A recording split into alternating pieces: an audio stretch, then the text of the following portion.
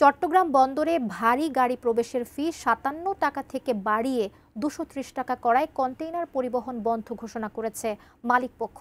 বন্দরের ৪ নং গেটের সামনে থেকে বিস্তারিত জানাতে সংযুক্ত হচ্ছেন সহকর্মী মনিরুল ইসলাম পারভেজ। ৫৭ টাকা থেকে বাড়িয়ে ২৩০ টাকা করা হয়েছে, বিশাল একটা গ্যাপ আছে এখানে। কি হিসেবে বাড়ানো হয়েছে এই টাকার পরিমাণ, এবং সব মিলে এখন সেখানে কি পরিস্থিতি দেখছেন? সারি সারি কন্টেনারের একটি জট থাকতো, অর্থাৎ বন্দরে প্রবেশের জন্য অপেক্ষায় থাকতো, সেই অবস্থায় কিন্তু এখন নাই। আপনি দেখতে পাচ্ছেন পুরো ফাঁকা রয়েছে এবং এটি আজ সকাল থেকে এই চিত্রটি হয়েছে। আমরা জানার চেষ্টা করেছি, অর্থাৎ এখানে গাড়ি প্রবেশ করলে আগে ৫৭ টাকা দিত, ৫৭ টাকা জায়গায় সেটি হয়তো অনেকের থেকে একটু বেশি দিত, এরকমই বলছে অনেকে আমাদেরকে।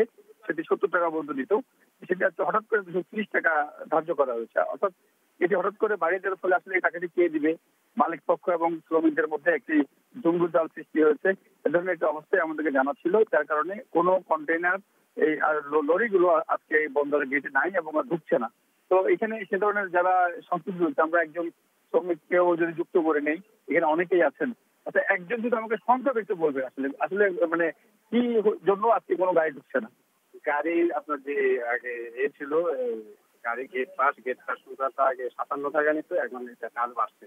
আর আমরা যারা অস্থায়ী গেট পাস আগে নিত মাসে ৩৫০, এখন ১০০ টাকা প্রতিদিন, তখন ভ্যাট ১৫ টাকা, টোটাল ৩০০০ টাকার উপরে আসছে এগুলা। ঠিক আছে, হ্যাঁ। এটা কি আপনাদের কোনো দাবি বা কোনো দাবি বলতে এগুলা হঠাৎ করে এই ধরনের বাড়তি অযৌক্তিক আমাদের একটা নিষ্পত্তি বা আমাদের সাধ্যমতো, হ্যাঁ, আইসে এখন খরচ বেশি হচ্ছে।